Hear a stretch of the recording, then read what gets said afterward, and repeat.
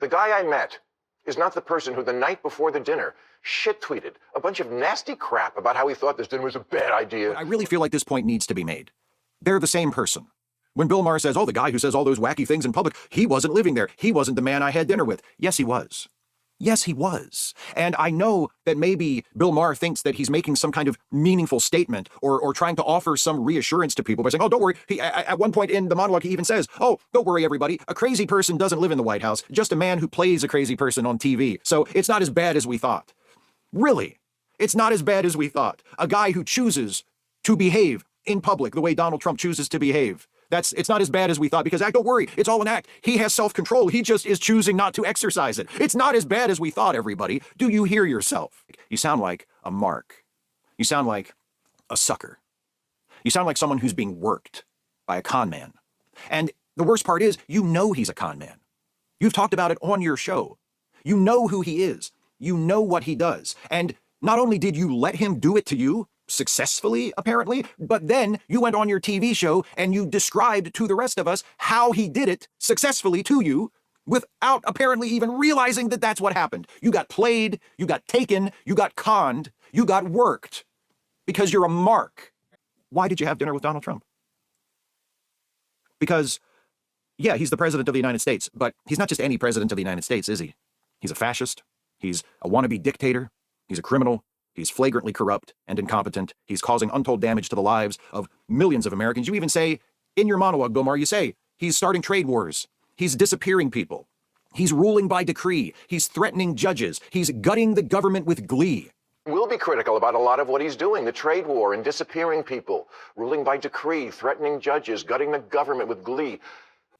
Your words, your description, accurate of what Donald Trump is doing as president, and yet you, a private citizen, with nothing to gain from this, except, I guess, getting to know the real Donald and taking some reassurance from that. You said yes when you were invited to have dinner with him. If you were a world leader and you had to meet with him to work out some kind of deal, I get that. I don't blame world leaders for meeting with Trump. It's an unfortunate fact of life that Donald Trump is the president of the United States. And if you need something from the president of the United States, you have to talk to Donald Trump. It sucks, but it's just the way it is. But if you don't need something from the president of the United States, what the fuck are you doing talking to Donald Trump? Attention. Now, Bill Maher walks away from a meeting with Donald Trump and says, well, he's actually charismatic. He's actually personable. I actually got on with him. He seemed to command my attention. And that's exactly what Nick Fuentes said. You know, this far-right, Holocaust-denying white supremacist who also had dinner with Donald Trump and also came back saying the same thing about Trump being someone who he has a lot of admiration and respect for. You see, that's the thing. When you need attention so acutely, when you crave it so desperately, you will become a chameleon. You will fit into whatever room you are in order to gain the maximum attention. Remember, Trump is a guy who actually contributed to Hillary Clinton's campaign when she ran for the Senate. He was a Democrat for most of his life. It's not like, say, Reagan, who was a Democrat in his early childhood and then became Republican in his college years. No, he was a Democrat up until his 50s and 60s. He only changed when he ran for president. He was friends with the Clintons and people around them. He was pro-choice before he became pro-life. In other words, he has always molded himself to whatever the audience is before him. That is his key defining characteristic. Some of you will remember that when he first ran for president during the primaries, he of course came up with all of this terrible racist rants against Mexicans. They're murderers, they're rapists, they're not sending their best. Some of them, I guess, are decent people. You know, remember that speech? That was the basis on which he won the Republican primary, because he knew that's what he needed to say to win the Republican primary, and that is the basis on which he grew MAGA. But when he won the Republican nomination, he actually started to try to ditch some of that extreme anti-immigrant posturing because he knew he had the nomination stitched up. So he was trying to start to move towards the centre. Now, this only happened for about a week or so.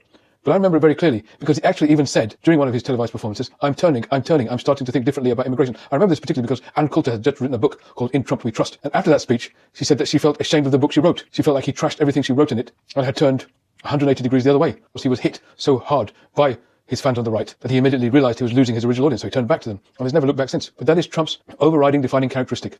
Feel the temperature of the room and go along with it to maximize the attention you get from them. That's been consistent. I'm amazed Maher didn't expect that. And what else Maher seems to have done is never really challenged him. He gave examples such as saying to Trump that, well, Reagan wasn't all that bad. I mean, he did help to end communism, and Trump agreed with him. He seemed amazed by the fact that Trump agreed with him. He wasn't attacking Trump for what he's done. He wasn't attacking Trump for sending innocent people to hellish prisons in El Salvador, who they have themselves admitted they sent in error and then do nothing to bring them back. He didn't attack Trump on how he's brought the country to a near recession mere weeks into office, when he inherited an economy that was strong. He never attacked Trump or challenged him on any of those things. So it seemed that Bill Maher was almost slightly predisposing himself to being surprised, to getting a positive impression, so he could report some things when he came back. I don't know. So I think we can end Bill Maher's confusion very easily and very quickly. Trump was just being Trump. And when he's in front of somebody who's diametrically opposed to Bill Maher, a racist anti-Semite, when he's winning the approval of that guy as well. When he was amongst Democratic Party leadership before he ever ran for president, he made them feel like he was their friend as well. And then when he invented MAGA, he makes the MAGA crowd feel like they own him. So to me, as I say, there's nothing surprising about what happened. The only surprise really is that Bill Maher is so surprised. I think he now understands I have a job to do. I mean, does he really think, with everything else going on, that the rest of us are this invested in the fact that Donald Trump and Bill Maher apparently reached some kind of private understanding? Like, what is the fucking point of even telling us about this?